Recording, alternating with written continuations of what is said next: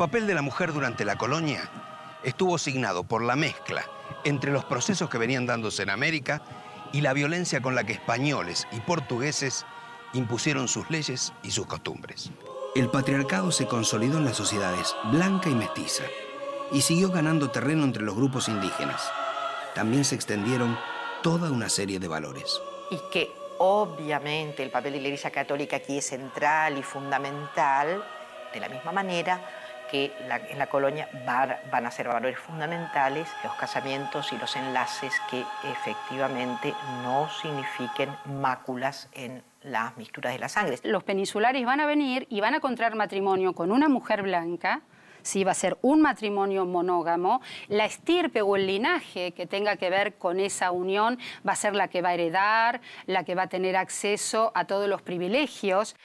Pero en la vida práctica las cosas se pasaban de otra manera. Es decir, había, primero porque los conquistadores y luego los colonizadores avanzaron sexualmente sobre las mujeres. El abuso o cobrarte determinados favores hacia las mujeres indias era una cosa que la hacían los encomenderos, que incluso durante mucho tiempo parte del clero que vino al territorio americano se amancebaba con las indígenas. Primero, porque hubo toda una discusión en la iglesia de si eran seres humanos o no los indios. Entonces se amancebaron, ¿no es cierto?, con un montón de indias, que a su vez ellas venían de una tradición donde no estaban mal los vínculos sexuales. Y por otra parte, a pesar de lo que se buscaba con el mantenimiento de las líneas de sangre, etcétera, etcétera, no dejó de haber una cantidad enorme de excepciones. Muchas indias, por ejemplo, van a buscar a los blancos para tener hijos porque eso quizás las hacía zafar de pagar un impuesto o menos tributación de la que se le pedía por ser india. La nueva raza, digámoslo así, criolla, viene del vientre de las mujeres aborígenes, porque se hizo entre el hombre blanco y la mujer aborigen, no al revés. No, entre la mujer blanca y el hombre aborigen. Y bueno, en algunos países, como es el caso de México, las pruebas están ahí, ¿no? El mestizaje es, yo diría, la nueva realidad que afloró claramente desde el siglo XIX en adelante, fue clarísimo.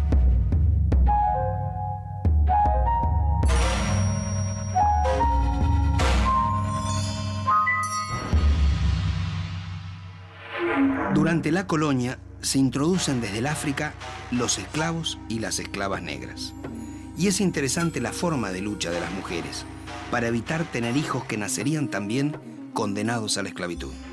Y que se sabe, por ejemplo, cuando Inglaterra impone, ¿no es cierto?, toda una prohibición con respecto a la venta de esclavos y tanto en Brasil como en Estados Unidos se quieren hacer criaderos de esclavos, la resistencia estuvo con las negras. Las negras abortaban. Por más que, digamos, había una serie de cuestiones que se decía, bueno, que la que se embarazaba iba a trabajar menos tiempo.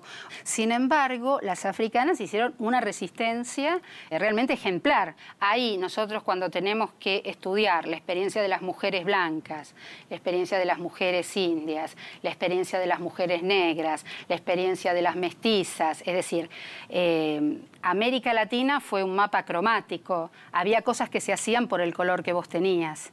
Sí, la meritocracia estaba muy ligada al color. Ahora, aparte del color, si vos eras mujer, había un plus de carga sobre esa discriminación o ese aislamiento. El proceso emancipador latinoamericano significó el final de la sociedad colonial, del sometimiento de los grupos criollos y de la sociedad de castas con diferentes derechos para cada uno de los integrantes. Durante las luchas por la independencia, las mujeres tuvieron una participación activa, relevante y, sin embargo, olvidada en los relatos. Está todavía por completarse esa historia, la saga de las mujeres guerreras, de las mujeres que acompañaban de manera no exclusivamente pasiva a la soldadesca. Las luchas por la independencia tal vez fueron los periodos en donde más claramente se vio minimizada la participación de la mujer, pero los ejemplos llegan hasta nuestros días. En México, mujeres anónimas tuvieron una importante participación en los hechos más trascendentes de su historia. Una participación muchas veces denostada o silenciada. Sobre esa incidencia femenina en la historia, conversamos en la Ciudad de México con la autora Elena Poniatowska. Yo creo que las mujeres mexicanas, sin ellas el país se caería en mil pedazos, porque son como el elemento aglutinador, porque han resistido y han unido a los mexicanos a través de los tiempos. Primero las mujeres fueron soldaderas durante la Revolución Mexicana y eran muy denigradas. Se les consideraba colchón de tripas, es decir, acompañaban al soldado, tenían al hijo del soldado en la trinchera y hacían la comida, iban de avanzada a prepararlo todo, a robarse las gallinas, a hacer el caldo, y eran muy mal vistas, eran casi consideradas prostitutas, las que persiguen a los soldados, ¿no? Pero en realidad yo creo que sin ellas no hay Revolución Mexicana. Si Adelita se fuera con otro, la seguiría por tierra y por mar. Si por mar en un buque de guerra, si por tierra en un tren militar. Todas aquellas mujeres que acompañaban a los ejércitos, que lavaban la ropa de los militares, que incluso llevaban los hijos que esos militares tenían con ellas, que también hacían tareas de espionaje, que también iban a visitar, daban falsas informaciones, que dejaron la vida en todas esas tareas, por ejemplo, no fueron recuperadas.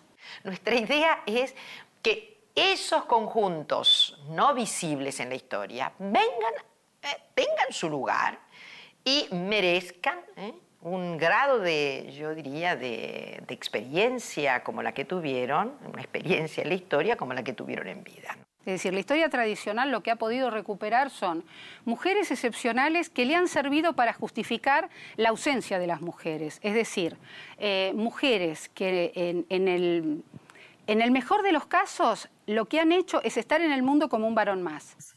En muchas circunstancias yo comprobé lo valientes que eran las mujeres en el movimiento estudiantil en 1968, aunque nunca se les dio ningún crédito. Y luego lo valientes que fueron durante el terremoto, aunque tampoco se les dio ningún crédito. Entonces hay mujeres así populares que son extraordinarias, al lado de las mujeres históricas que tenemos nosotros, entre quienes naturalmente está Frida Kahlo, ¿no?